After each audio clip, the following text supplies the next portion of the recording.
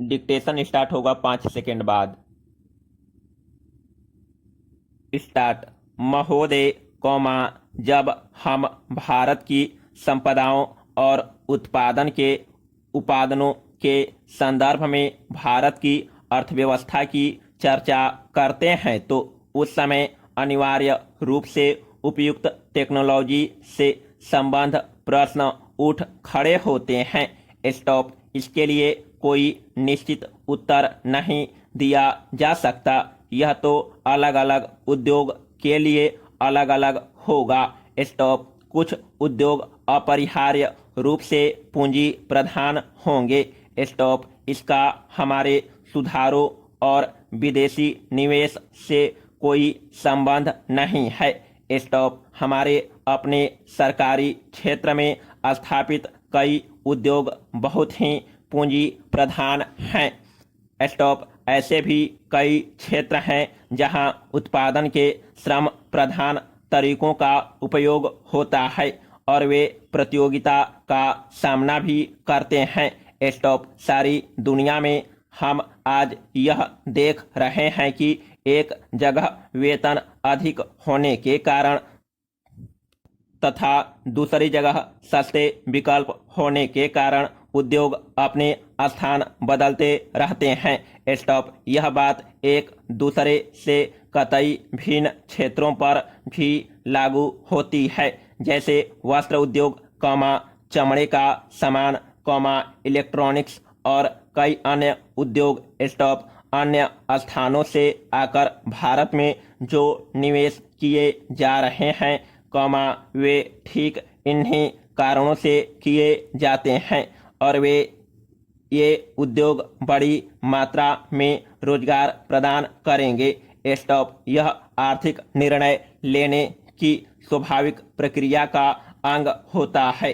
Stop. ऐसा सोचना अनुभवहीनता ही कहा जाएगा कि भारत में पूंजी प्रधान उद्योगों की स्थापना लोग जानबूझ कर करें, बिना इस बात पर विचार किए कि दोनों देशों में अपेक्षिक मूल्य और हमारे सुस्थापित तुलनात्मक लाभ क्या हैं। उसी के साथ जहां पूंजी प्रधान टेक्नोलॉजियां, और उच्चतर उत्पादकता तथा वेतन साथ साथ चलते हैं, उनका हमें स्वागत करना चाहिए। स्टॉप। उन्हें टालना नहीं चाहिए। स्टॉप। अंतिम निर्णय तो बाजार की शक्तियों पर निर्भर करेगा। पैरा।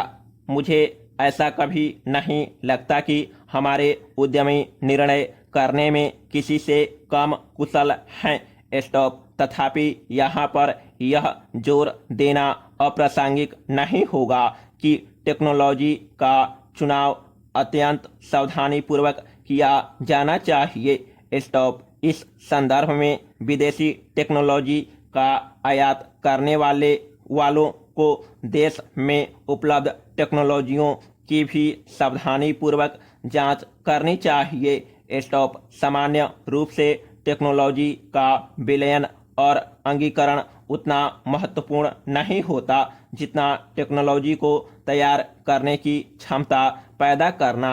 स्टॉप। हमारे पास अक्षमताएं हैं और इस क्षेत्र में हमें अपनी संपदाओं का इष्टतम उपयोग करना चाहिए। स्टॉप। वास्तव में तो अपने ही देश में विकास और अनुसंधान करने का स्थान और कुछ नहीं ले सकता।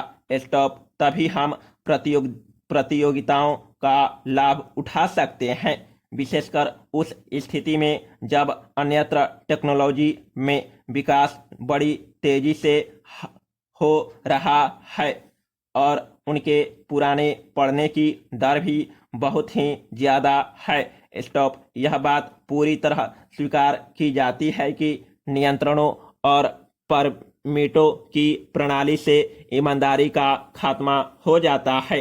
स्टॉप। उदारीकरण प्रक्रिया का तात्पर्य इन नियंत्रणों को समाप्त करना है। स्टॉप। मुझे यह देखकर सचमुच बहुत खेद होता है कि इस संक्रमण काल में जब हम लाइसेंस राज से उदारीकरण की प्रणाली की ओर बढ़ रहे हैं, संरचनात्मक समायोजन हो रहा है। पैरा। महोदय, पिछले कुछ वर्षों से पर्यावरण की सुरक्षा के बारे में एक उत्साहजनक जागरूकता देखने को मिल रही है। स्टॉप। जैसे जैसे हम अपने विकास का खाका बनाने लगे हैं, वैसे वैसे यह बात अनुभव की जाने लगी है कि वह अपने बूते पर खड़ा रह सके और पर्यावरण की दृष्टि से भी उपयुक्त हो। स्टॉप। अपने देश की जनता के प्रति हमारा यह दायित्व है कि हम अपनी प्राकृतिक संपदा की रक्षा करें। स्टॉप। अपने प्रयासों द्वारा और यदि आवश्यक हो तो विदेशी टेक्नोलॉजियों का उपयोग करके हमें पर्यावरण के विनाश की समस्याओं को हल करने की चेष्टा करनी चाहिए। स्टॉप। असल में तो मैं यहाँ बताना चाहूँगा कि भारत इस दिशा में पीछे नहीं है, क्योंकि उन्होंने अब तक जिन टेक्नोलॉजियों का प्रयोग किया है वे विनाशकारी रही और उन्हें तुरंत छोड़ देने की आवश्यकता है। स्टॉप। वे भी नई टेक्नोलॉजियों की खोज कर रहे हैं। स्टॉप। इसलिए हम उनसे बहुत पीछे नहीं हैं। स्टॉप। कमोबेश हम उनके साथ साथ ही हैं। स्टॉप। इसलिए हम सबके लिए अन्य देशों के लिए भी और हमारे देश के लिए भी यह संभव होगा कि हम मिलकर समूचे विश्व के लिए इस पृथ्वी ग्रह के लिए अपना योगदान दें, ताकि मिलजुल कर सहयोग से हम पर्यावरण की रक्षा के उपाय ढूंढ सके। स्टॉप। ब्राजील में 2 वर्ष पहले हुए विश्व पर्यावरण शिखर सम्मेलन में जिस कार्यसूची 21 को हमने स्वीकार किया था, वह इस बात का अच्छा उदाहरण है, और मुझे विश्वास है कि इस कार्यसूची के अनुसार काम किया जा रहा है। यद्यपि कोई भी काम बिना कठिनाइयों से भरा नहीं होता, विशेषकर जब इसे जटिल विश्व में एक जटिल स्थिति में लागू करना पड़े।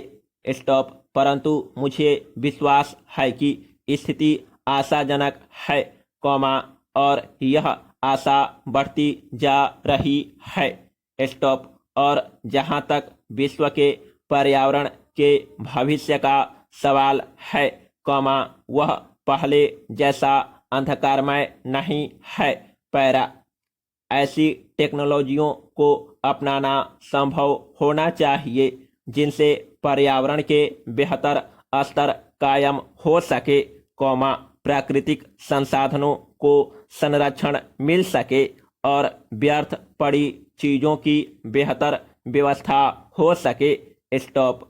पहल करने के ऐसे कई उदाहरण मिलते हैं जिनसे पर्यावरण को होने वाले खतरे को रोका जा सका है और लागत की दृष्टि से भी वे प्रभावकारी सिद्ध हुए हैं। स्टॉप। इस बड़े चिंतनीय विषय पर विचार करते समय हम सबको मिलजुल कर प्रयास करना होगा। स्टॉप। हमारी सांस्कृतिक परंपरा विशेष रूप से प्रकृति और पर्यावरण के प्रति मैत्रीपूर्ण रही है, इसलिए हम अपने देसी ढंग से भी इस दिशा में बहुत कुछ कर सकते हैं।